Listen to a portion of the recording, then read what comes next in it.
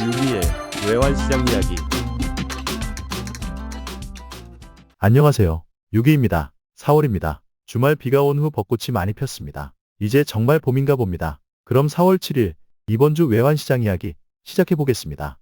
지난주는 트럼프의 관세 정책과 우리나라 헌재의 탄핵 선고가 시장을 들썩이게 한 주였습니다. 주 초반 목요일 새벽 발표될 트럼프의 상호 관세를 부담스러워한 외환시장은 극심한 눈치 보기를 이어가다 결국은 예상보다 높은 수치로 관세가 발표되자 오히려 부메랑 효과로 미국 자체의 경기가 더 나빠질 수 있다는 인식이 커졌고 미국 증시는 폭락을 했습니다. 이에 상대적 안전자산으로 평가받는 금과 엔화는 강세로 움직였습니다. 엔화는 관세 발표 이후 150엔대 중반에서 144엔대 중반까지 급격한 하락을 보이기도 했습니다. 이후 주말을 앞두고 중국은 미국이 부과한 34% 관세를 그대로 보복 관세하겠다고 맞대응을 선언하면서 극심한 불안감을 안겨주었고 파월 의장 역시 관세로 인한 물가 상승을 걱정해 금리 인하는 천천히 두고 보며 결정하겠다는 입장을 밝히면서 달러는 강세로 전환되었습니다. 한때 100일까지 하락했던 달러 인덱스는 주말을 앞두고 103을 회복한 이후 소폭 조정받으며 마감했습니다. 원화 역시 주초반 공매도 재개와 관세 전쟁의 두려움 그리고 정치적 리스크에 1470원을 왔다 갔다 하며 눈치 보기를 이어가다 미국의 관세 발표 이후 강세의 움직임을 보이는 엔화와 유로의 움직임을 따라가는 모습을 보였고 금요일 헌재의 선고를 기다리면서 일찌감치 정치적 리스크 해소라는 기대감으로 방향을 아래쪽으로 잡아 하락했습니다. 이후 탄핵 선고 후 1430원까지 하락하기도 했지만 다시 낙폭과다와 관세 전쟁에 대한 걱정이 되살아나면서 리바운드 되었고 금요일 밤 미국의 경기 침체 우려와 금리 인하 후퇴 전망의 강세를 보인 달러의 모습을 따라가며 1460원을 회복한 후 소폭 조정받으며 마감했습니다. 탄핵이 결정되고 정치적 리스크가 해소되니 이제 시선은 관세 전쟁으로 집중되는 모습이고 향후 어떻게 해석해야 할지를 고민하는 분위기입니다. 국내 정치 리스크는 해소되었지만 미국에게 부과받은 상호관세의 수치가 생각보다 큰 25%라는 수치에서 고민을 해야 하는 입장이라 마냥 아래로 하락하기는 힘든 모습입니다. 이번 주는 미국의 소비자 물가 지수와 생산자 물가 지수라는 두 가지의 큰 이슈가 있는데 예상치는 이전 수치와 큰 차이가 없거나 소폭 낮게 발표될 것으로 보여 시장은 조용히 받아들이는 모습이 될 것 같습니다. 대신 미국의 관세 34%의 맞대응으로 똑같이 34%를 선언한 미중 무역 충돌이 불러올 강대강의 대결 국면이 어떻게 진행될 것인가. 그리고 한편으로는 지난주 트럼프에게 관세 채찍을 세게 맞았으니 이번 주는 관세 정책에서 당근이 나올 수도 있겠다 싶은 한 주가 될 수 있겠습니다. 예상보다 강한 중국의 반발에 중국과의 모종의 협의가 있을지 아니면 중국에는 계속 강대강으로 맞서고 대신 다른 국가에게는 당근을 준다면 우리나라도 한숨 돌리며 어쩌면 환율이 하락할 수 있겠다 싶은 한 주입니다. 이번 주 예상 변동폭을 살펴보겠습니다. 엔화는 143엔에서 151.7엔, 원화는 1417원에서 1467원입니다. 지난주 엔화 시장 돌아보겠습니다. 지난주 엔화는 151엔대에서 144.5엔까지 엄청난 변동을 보인 한 주였습니다.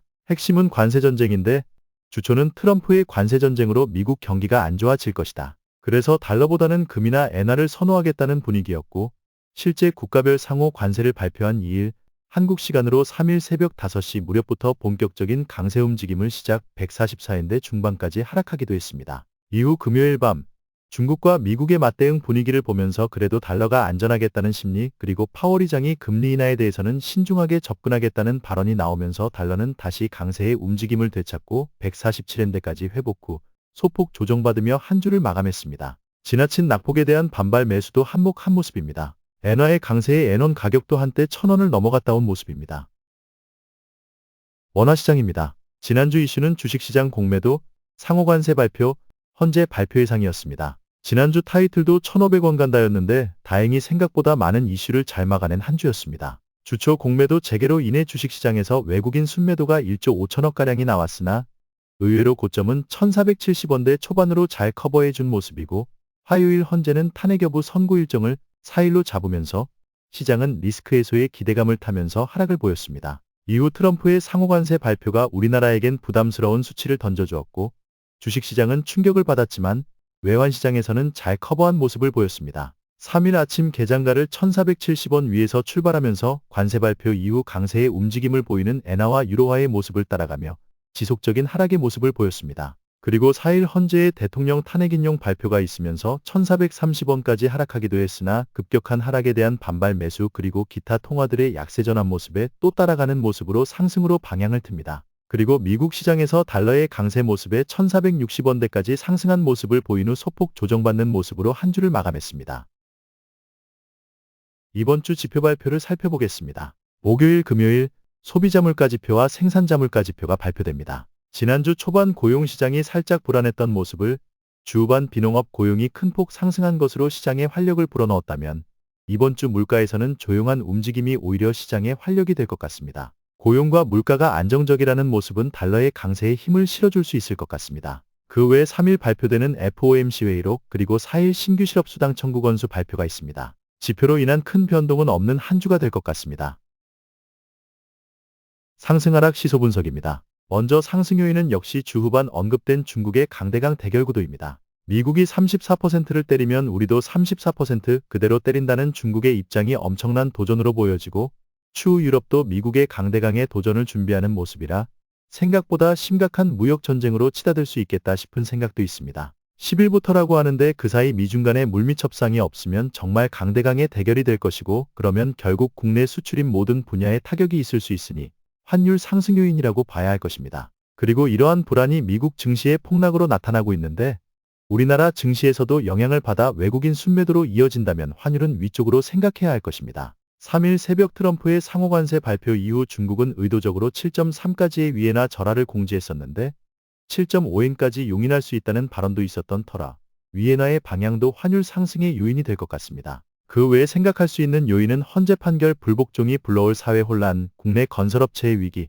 러우 전쟁 휴전 문제, 미국의 도우마에 이스라엘의 이란 공격 등이 시장에 나오고 있는 내용이라 관심을 가져봐야겠습니다. 하락 요인은 역시 트럼프의 당근적인 관세 유예 혹은 탄력적 적용 등이 될 것입니다. 지난주의 강한 모습이 이번 주는 조금은 유연하게 대처할 수 있겠다는 생각이고 중국과의 강대강 대결 구도도 이번 주 물밑 작업이 있다면 시장은 한숨 돌리고 하락을 생각할 수 있을 것 같습니다. 국내 정치적으로 불확실성 하나가 제거되었기에 단기 고점이 1470원대에서 한 단계 내려올 수 있겠다 싶은 것도 하락에 무게감을 더해주는 것 같습니다. 이젠 1460원대가 고점, 이후 1450원대까지도 높다라는 인식이 가능할 수 있을 것 같기도 합니다. 그 외에 일본의 물가 상승이 가져올 금리 인상 분위기도 나름 일본 당국에서도 중요하게 보고 있는 부분이라 엔화의 강세 움직임은 원화의 하락을 견인하게 될 것 같습니다.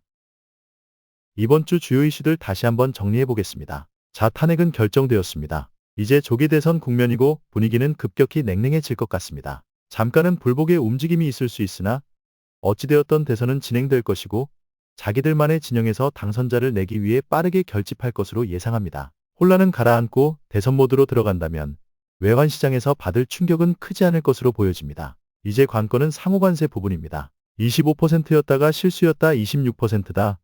라고 했다가 다시 25%로 고시하며 오락가락하는 모습인데 우리로서는 1%의 아쉬움이 크기는 하지만 그 충격 자체는 무시할 수 없을 것 같습니다. 수출 부진은 증시에 악영향을 줄 것이고 결국 외국인 순매도 지속이라는 공식은 환율 상승을 불러올 것입니다. 하지만 미국 증시가 지난주 폭락을 했기에 어느 정도 낙폭을 회복한다면 그나마 우리 시장에 미치는 영향도 제한적일 수 있겠다 싶고 국내 외국인 동향도 순매도가 크지 않다면 환율은 하락으로 방향을 잡을 수 있겠다 생각됩니다. 유로의 움직임도 한때 1.1유로를 넘어갔다 왔고 엔화도 144엔대 중반까지 하락했던 과한 강세를 보였기에 이번 주는 조정을 받는 한 주가 될 수 있겠다 생각합니다. 지난 주말 탄탄한 미국의 고용시장을 보면서 크게 조정받는 모습에서 향후 방향을 강세의 모습으로 갈지 추가 약세의 조정을 이어갈지를 잘 살펴야 하는 한 주가 되겠습니다.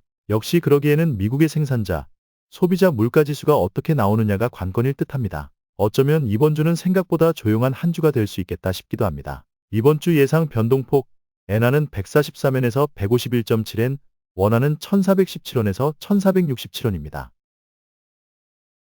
이상으로 4월 7일 6위의 외환시장 이야기 마치겠습니다. 정신없었던 지난주에 비하면 상대적으로 조용한 한 주를 예상하고 결국 조용하다는 것은 환율이 소리 없이 내려올 수도 있겠다 싶은 한 주가 될 것 같습니다. 토요일 비가 내린 후 꽃소식이 많이 들리네요. 가벼운 산책도 좋고 힘든 운동도 좋고 이젠 큰 걱정 하나 내려놓았으니 야외에서 좀 움직여보는 것도 좋을 듯합니다. 여전히 일교차는 크다고 하니 감기 조심하시고요. 다음 주는 유튜브 시작한 지 1년 되는 개인적으로 기념비적인 일주일이 될 것 같습니다. 1년 동안 구독자 수는 100명 조금 넘는 숫자이지만 그래도 1년 동안 꾸준히 열심히 한 노력이 있으니 기념 파티라도 조촐하게 해야겠습니다. 그럼 구독, 좋아요 많이 부탁드리고 다음 주 4월 14일 인사드리겠습니다. 감사합니다.